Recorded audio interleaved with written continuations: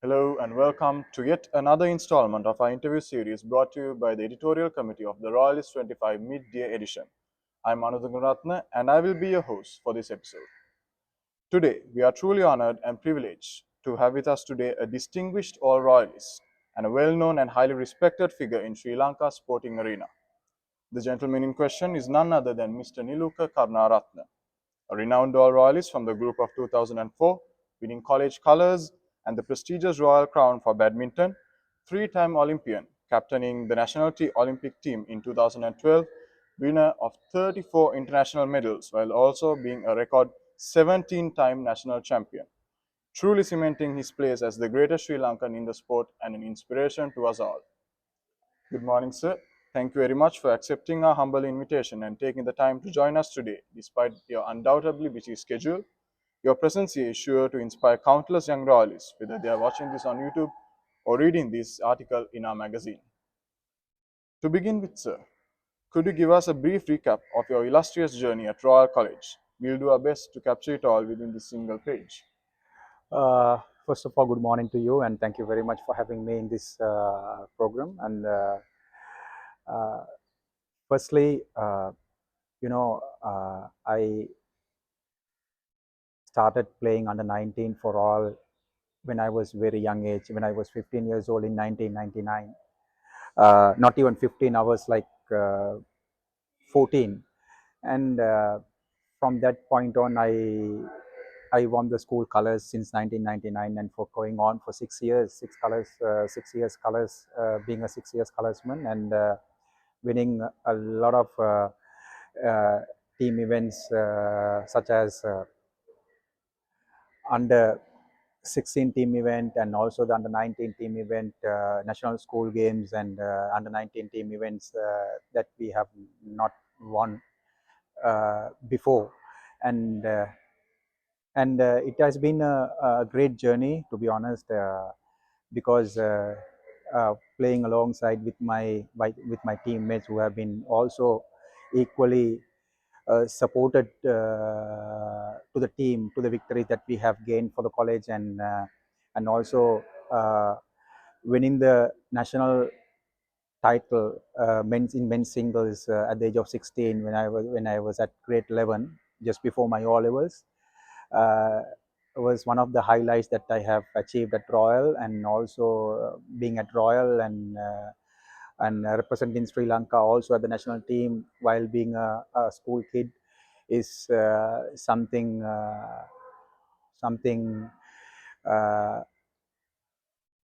which have been a great honor as a school kid, because the recognition that you may get also from the country, also the recognition that I gain from the school is has been very important for me as a kid. So 16, right after I won my nationals, I won the Royal Crown, because before that, in 1999, I was awarded the up and coming sportsman of the year at Royal, and followed by 2000, I became the most outstanding sportsman of the year, and then followed by winning the Royal Crown at that time, the youngest Royal Crownsman, along with the great Harin Kaluarachi and the Chamat Dhanavansa, who have been doing at that time extremely well in basketball national team, and also the Harin Kaluarachi. I can remember one of the greatest rugby captains that we have ever had. He's a good friend of mine and also a very respected royalist.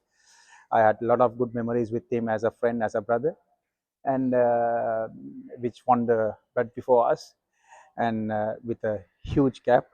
I remember I was watching the match from that side, and on that end, on that side, and I was my bus. I basically, there's a really interesting story behind that. I told, because I had a lot of, even though I was 17 years old in 2002, uh, I had a lot of what do you call, a positive influence over my Sri Lankan badminton team in the under 19 Asian Junior Championship, Asian Junior team, which was about to depart from Colombo, from Sri Lanka badminton headquarters in Maitland Place. So I made sure that bus is waiting for me along with the team until I finish watching until I finished watching the Bradby, where Haring Kaluarachi made the intercept try. With I still can remember that picture and that the scene, which will never go off my mind. And the bus waited for me for 1.5 hours to go to the airport, because I made sure that Bradby, I finished the Bradby here, the second leg, and go to the airport for the Asian Juniors held in Malaysia. So I had a lot of great memories, a lot of great friends, a lot of great friends in the sense in 2004, basically we had number of national figures in the sports arena at that time, such as, of course, badminton myself. And if I recall, Harshan Godaman from tennis and Frankie Emmanuel from tennis. Harshan Godaman is also same batch as me. And Lahiru Shana article, Kusal Jayasekar, Rajit Jayasundara, Lakshman Disanayak, and so much of national figures who have represented the country, being say, when they were at school, which was which I would say that is a golden era of Royal sports. I might be wrong, if of course, subject to corrections. But as far as I can understand, if you call, if you take Rajit Jayasundara, he represents Sri Lanka at the age of 17, 2002 Asian Games. We were about 4 or 5 Royalists who represent Sri Lanka at the 2002 Asian Games. I'm not talking about Asian Championship, I'm talking about Asian Games. So 2002 Asian Games held in Korea, Busan, which comes every 4 years. Myself in badminton, Harshan Godaman and Frank Emmanuel in tennis, Lakshman Disanayak and Lakshman Disanayak, Rajit Jayasundara, Pavitra Fernando as Royalist in rugby. So there were, I think, if I'm not mistaken, 5 Royalists represent Sri Lanka at the Asian Games in 2002 Korea, Busan. So there are so much of good memories, great memories, which we did really well during the school time at in Sri Lanka, in Sri Lankan sport national level. So I have a great past at school, and lot of good victories, lot of good friends, lot of good memories, lot of sharing victories along with my friends and other teammates in other sports as well. And we did really well during that time. Wow, truly an inspirational journey that any Royalist watching the interview can look up to, I'm sure. You were a standout sportsman at Royal, receiving badminton colors across multiple years, 6 years to be exact, and being honored with the prestigious Royal Crown. What was the driving force, sir, behind your success, and what do you believe was the secret to your achievement? I think it's there are two things, because one is the consistency, the eager, the fire that I have to keep doing well, and there's so much of passion and connection that I have with, along with the passion I had with the sport, because I really wanted to be an athlete. So since when I was like 12 and 13, I recognized that the true feeling I have is towards sports, to being an athlete. So that is the main cause of it. And of course, I have been very consistent. And also the recognition I gained at Royal, with along with my friends and the teachers and the principal and the games master, senior games master. Uh, and of course, I should mention Mr. Sena Naik as a senior games master, and also the Mr. Jagat Parabandige as our badminton master in charge. Uh, the recognition, the protection that I had, and also we should not ever forget Mr. HLB Gomez, who are not with us today. He's been a great psychologist. He's a great principal that we had, one of the greatest principals that I would say that we had. And we did extremely well during his leadership at school, in sports and also in studies, as well as mostly in sports, that we have been dominating in almost all the sports in Sri Lanka. So in the school level and also the national level. So we have produced number of national athletes to Sri Lanka from Royal. And I'm so glad and honored to be part of that group. And also to be protected, to be guided by that kind of great people at Royal. And I would say that I'm pretty lucky. I was at the right place at the right time. Thank you, sir. You mentioned that you became the youngest national badminton champion at the age of 16 in 2001, setting off a remarkable chain of accomplishments that eventually saw you become a record 17-time national champion. How did it feel to receive such great recognition and fame at such a young age? How did you manage the pressure and expectations that duly followed? As I said, it's a lot of eager, lot of fire that I have since I was a kid, because I had lot, for some reason, maybe it's because of my background, my father, my mother, and my siblings all coming from a sports background, and maybe because of the background that I had these set targets all the time since I was 8 years old. When I was 9 years old, I became the under 11 runner-up in 1994, and then followed by I was the under 11 champion in 1995, and from that point on, I have been winning all the age groups, and then I set a target that by 15 years old I have to achieve the national level, because there was no competition for me in the junior national level, even at the under 19 age group, even though I was 4 years 5 years younger to the age category. So what I did was, I had a set target of hitting that level, hitting that national level, the top level at the local national level by age of 15, which I did. I came to finals, semi-finals, one of the open events at the age of 15, and then I knew that if I can make it to the finals at the age of 15, I should win the national title by age of 16. That is because if I pass 16, that means there's something wrong in me, something wrong somewhere in me, in my progress. So what I did was, I had a super plan, because even though the environment was not so supportive in the sports structure in Sri Lanka that time in the national level, but I had a super plan for myself, by myself, and I trained really hard towards that goal. And because I had this target, because most of my seniors at the national level, they didn't had the international picture in their mind. I remember I was asking my father and also the fellow my friends, then what is the purpose of you doing the sport if you want to only play in Sri Lanka, and then what is the purpose of it, because you're not gonna gain anything in Sri Lanka if you only want to play for Sri Lanka, playing in Sri Lanka. So they had no clue, they had no answer for that question, because I was got stuck also psychologically, not having that answer from someone. So I thought that, if I don't achieve the highest standard in Sri Lanka by age of 16, 17, I have no future as an international athlete. So because Sri Lankan standard is not really high compared to the international standard in badminton, so we are also anyway not coming from a badminton cultural country compared to countries like Japan, Indonesia, Malaysia, China, Denmark, so on. And then what I did was, I set my target to win the national title at the age of 16, and then which I did, which is a huge achievement, as you said, the youngest national champion in the history is up to date. I mean, in the history, I mean, up to date, the youngest national champion. And then I went on. Then I set my target. I told myself, okay, now you won it under the age of 16. Then what is next for you? For the minimum stage is the international minimum stage, which is the international series, for me to achieve the next target, because you have to start from the bottom.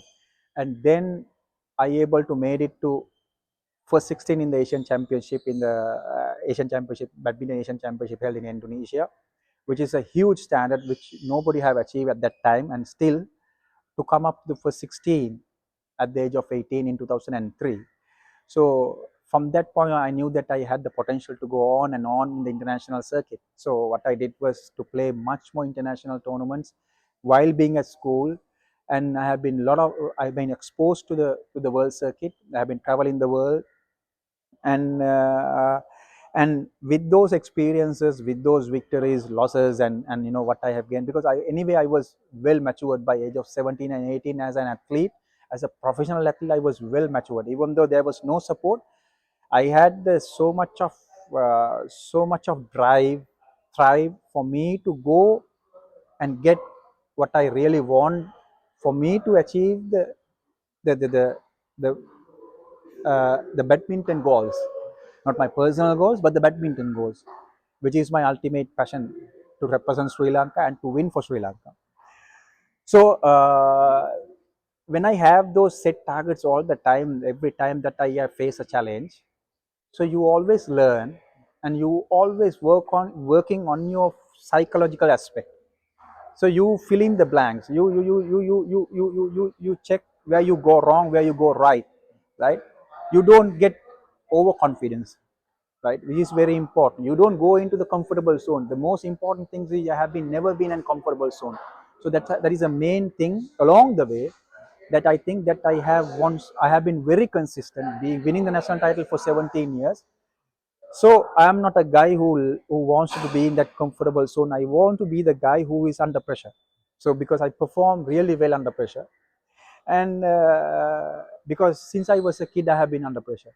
So it's been in a positive fact for me to achieve so much and being consistent in my career.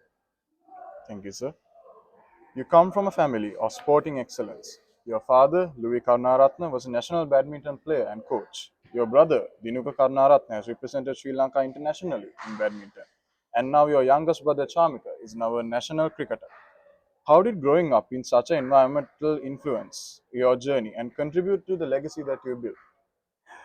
Basically, my father was a national badminton player. He was a national player, and he also played first class cricket for 17 years.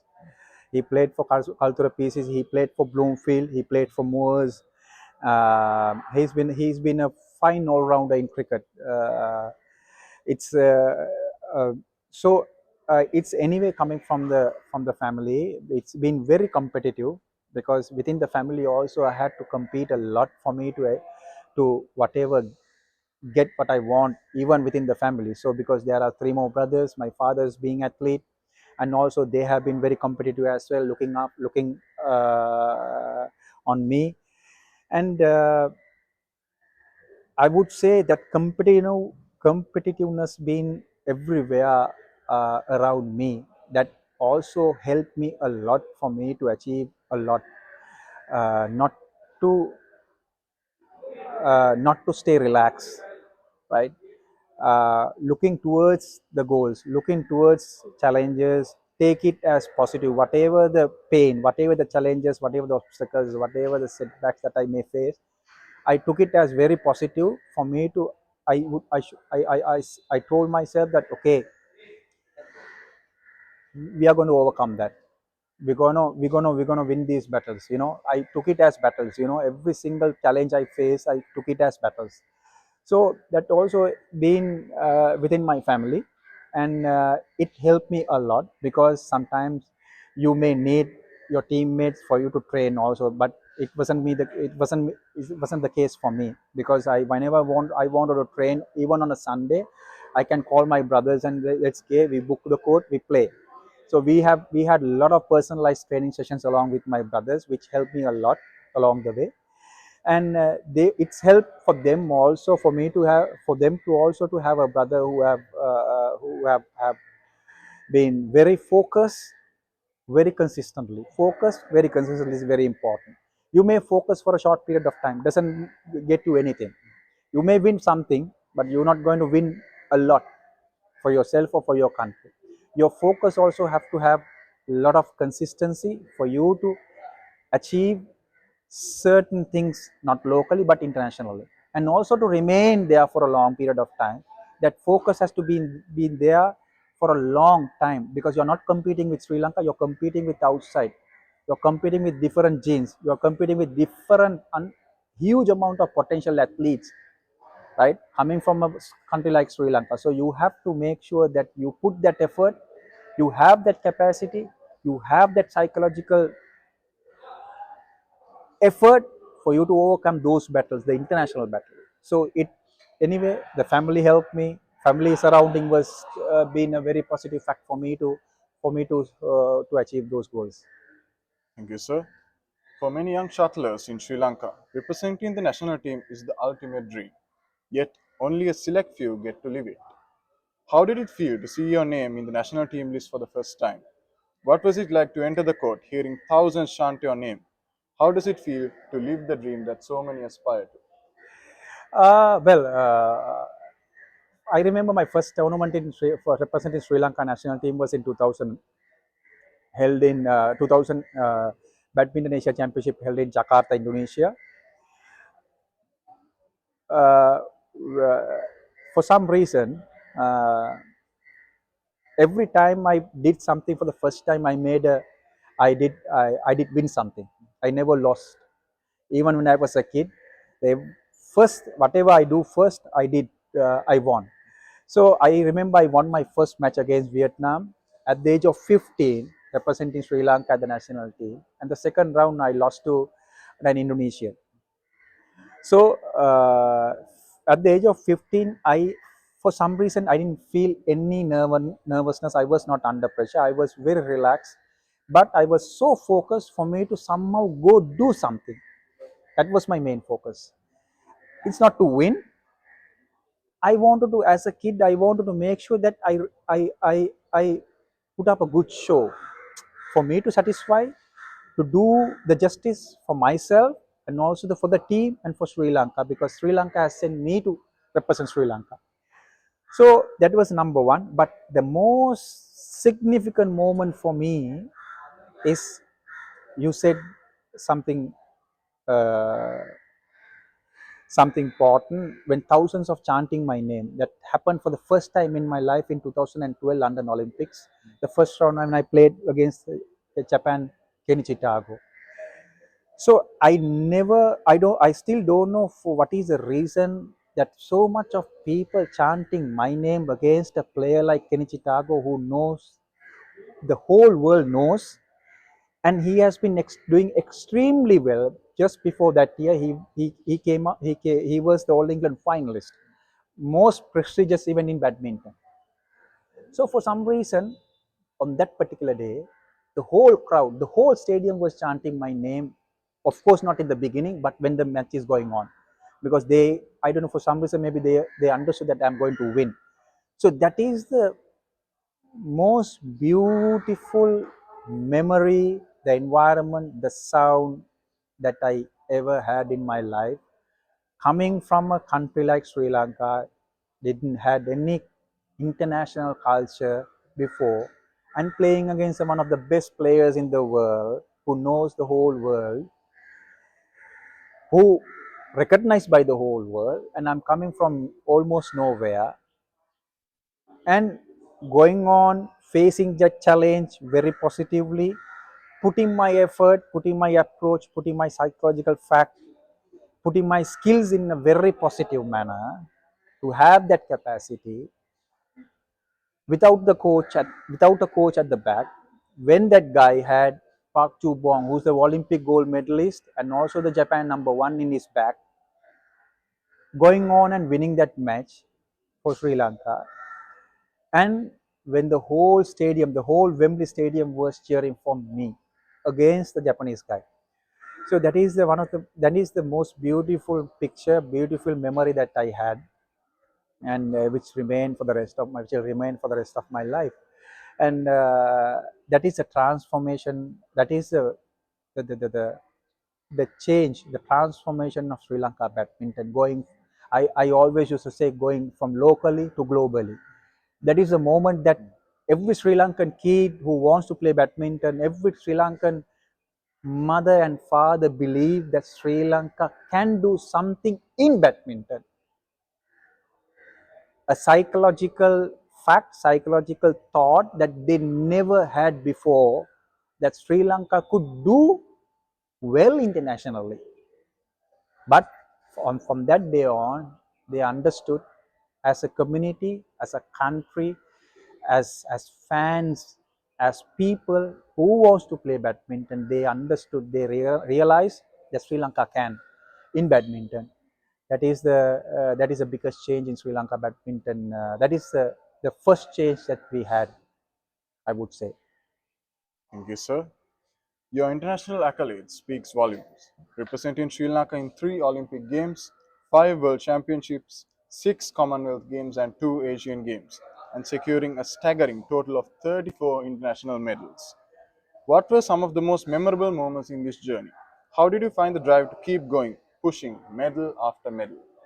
Badminton is by nature it's a very very competitive sports. You have to put a lot of effort throughout your career. It's there. We have no off season in badminton. We have tournaments every other week somewhere in the world. The circuit is going on and on and on for your rest of your life. It doesn't wait for you whether you play or not.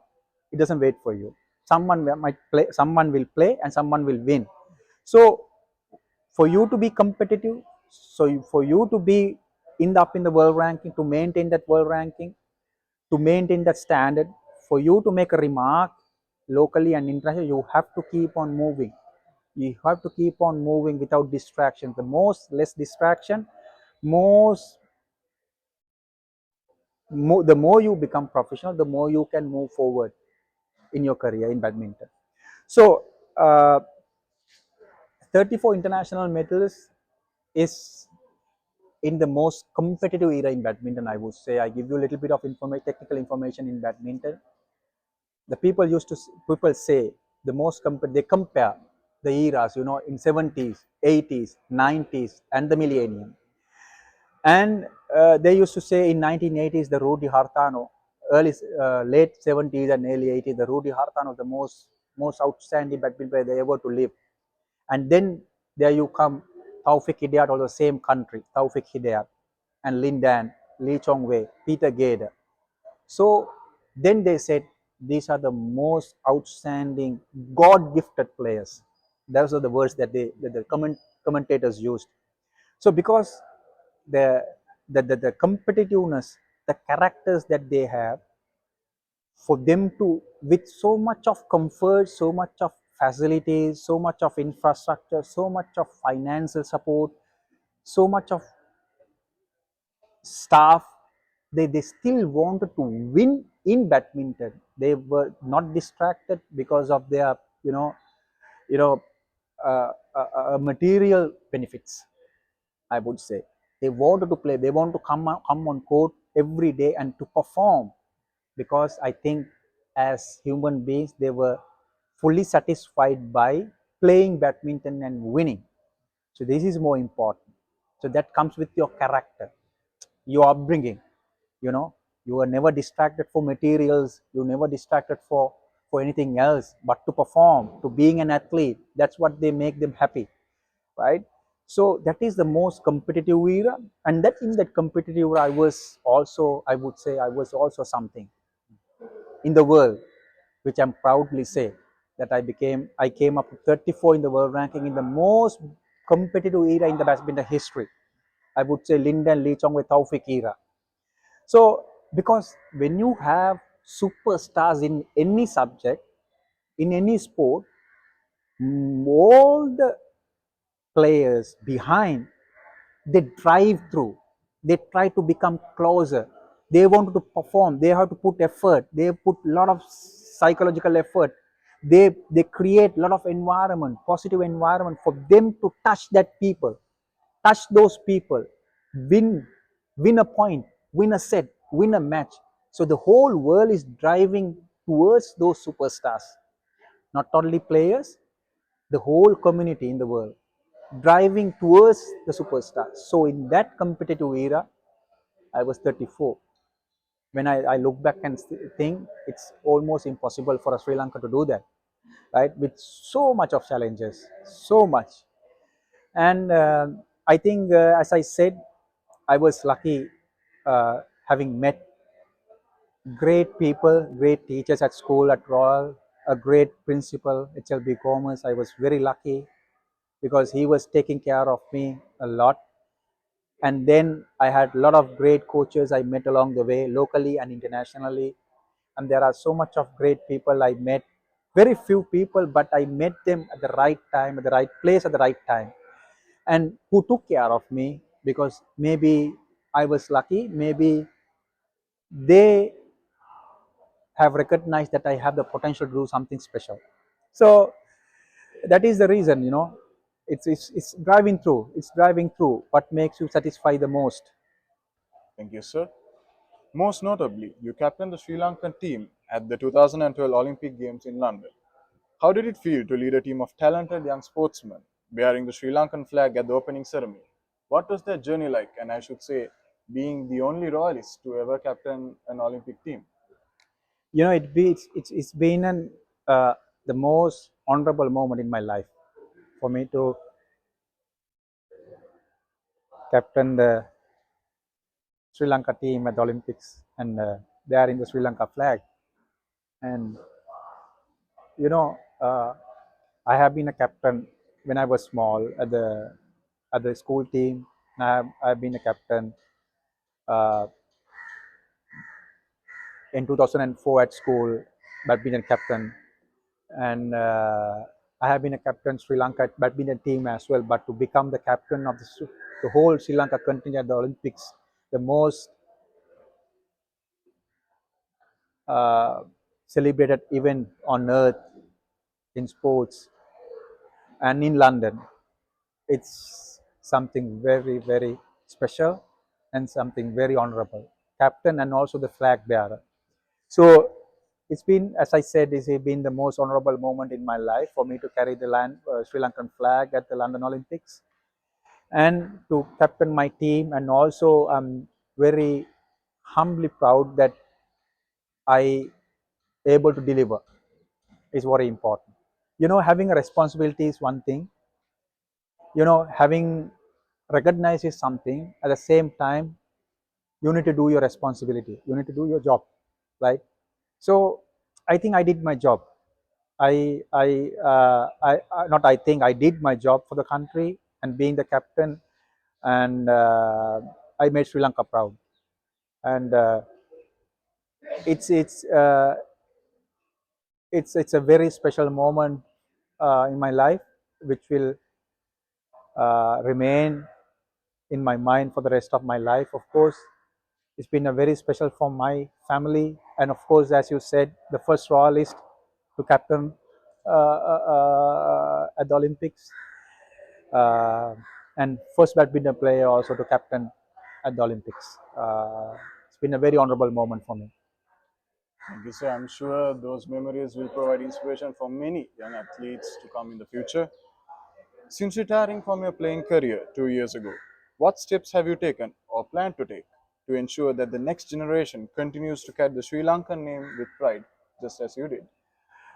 Basically, in Sri Lankan environment, we always, since I was a kid, I was a person who's fighting for who's a kid who's fighting for injustice, who's fighting for professional surrounding, who have been fighting for support, who have been fighting for, as I said, justice. Is Since I was 15, 16 years old, I have done that. I have done that responsibility because I knew that in this Sri Lankan environment, the professionalism is very less. It's very important for you to not to only to achieve, not to perform, also to protect the kid, to protect the human resource, to protect the person, protect that athlete. Athlete life is more important. Of course, it's very important to being a professional athlete and to perform and to represent Sri Lanka. At the same time, you have to protect that person. You have to be protected by the environment, by the authorities, by the by the officials. So I was that guy, a guy who came forward and fought for a lot of things, for injustice, basically.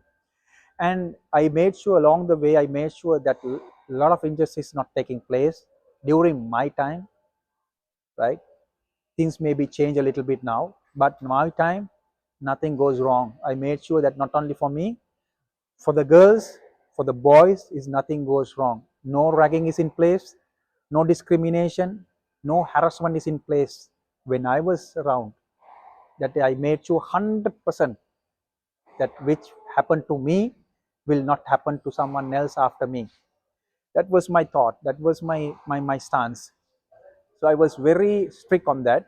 I made sure, because with that, with the leadership I had, with the influence I had as a national champion, as the leading force of the badminton that time, for 20, 22 years, I made sure that nothing goes wrong for the athletes, not only for me, as I said, the girls and boys along with me. So it's very important, as I said, to protect the athlete. Why you protect the athlete? For athlete to stay hassle free, professional environment, psychologically strong, not to get distracted, not to get discriminated, and not to get harassed, because you are protecting that person. For that person is the one who's representing Sri Lanka, the carry the flag, carry the name of the country, and to perform, bring that country, put that country in the world stage. So that's why we protect in the very first place. And also it's very important, after all, sports is not everything. So you have a life, because you need to protect the life of a person. This is very important. So I have, as I said, I was very mature guy when I was 16, 17. I was psychologically well matured. I used to travel the whole world by myself alone, right? Without a coach, without no one, right? I used to go to Africa. I used to go to Pan Am. I used to go to Australia, Oceania by myself. So, uh, so I gained a lot of knowledge, and also with a lot of experience with associating different kind of coaches, officials, players, people in different countries. So that helped me for me to put things in order in Sri Lanka as well, and to protect the generation. And also I'm doing as an official in Sri Lanka administration at the National Olympic Committee and the sports sector. I have been doing a lot of, I have a foundation by myself to support the athletes internationally, and to protect the athletes, for them to represent Sri Lanka. Wish you the best of luck to continue the good work that you've been doing. Yeah. At the start of the interview, sir, you reminded us a bit about a memory at Bradby, Yeah. as I recall. Looking back at your time at Royal, what would you say is your fondest memory? Fondest memory is, of course, the Bradby. Was being the Bradby. Of course, the Roito is being a remarkable and one of the greatest time we have together as Royalists. But Bradby has been always, cricket also was been in my family, but still Bradby is something very sensitive for me. I love watching Bradby. I love the players who played that time. As I said, Harin Kaluarachi, Dev Vijayawardena, Chamath Dhanawangsa, Rajit Jayasundara, Lakshman Disanayaka, Varun Vijayawardena, uh, Awais Rashid. Uh, I forgot few names. I know I love to watch these guys, because these are not only athletes. These people are characters. These are unbelievable characters who put different show on the ground. It's a different show, because as an athlete, as uh, a very different kind of athlete, I watch these guys behavior, the effort they put, the different mindset they come into the put into the game, the game change that they do at the very critical time of the game is something, you know and yeah, I think Badby's been with I used to watch Badby with my best friend Kusal Jayasekara, who's also a swimming national champion in 2003, Sri Lanka, not junior. And I used to go to Bradby with him every time, and we had a lot of good memories. I think it's the Bradby winning the Bradby in 2002 is one of the most beautiful moments. And so also I can remember when Rajit Jayasundara captain 2003 Bradby. I can remember his same batch. He's winning the Bradby and lifting the shield here, and even at Kandy. And also, but one of the most remarkable thing he did, he's also kind of a character like me. He's pretty aggressive character, very driving and a driving leader who always take up the challenge and come forward when it matters the most, which is very important. It comes with DNA. You know, I used to say the leaders are born; they cannot be made. In my personal philosophy, he's kind of that kind of a person. You know, I remember Patana's being very challenging that time. Patana is doing really, really well that time. I remember because Royal was challenged by Patana and was almost have the same, I think, as I remember, all the same team, same better team as Royal. After beating, I remember I was watching the match here. And after Ajit Jayasundara, we won by few points. And the Patana crowd was on that side, the Royal crowd was on this side. But I always love to watch the match on the opposition side, so I can have a better, you know, that the challenge feeling, the under pressure feeling, right? And the reality of the match I can really feel. So I can remember Rajit Jayasundara right after the match, he walked to that side right there, and he said, "Patana no more." So he was after winning the match because it was so challenged. The Patana put up a good show, and even before the show, they had a really, really good campaign towards the match, that saying that beating, we're going to beat Royal. But after the match, you know, everything was the whole crowd. You know, Patana crowd that time is also for someone to go in front of a Patana crowd completely and tell that you have to be something else. You have to be someone like Sajid Jayasundara. So that was one of the beautiful memories, beautiful thing that I had in my life in rugby here at Complex. Okay, so thank you very much for that. Finally, to wrap things up, what message would you like to share with the young royalists who may be reading this in the magazine or watching the interview, particularly those who wish to make the most of their time at Reed Avenue, like you did so? I think it's very important for you to, you will have a beautiful time at Royal, you know, where you will never experience in anywhere in life.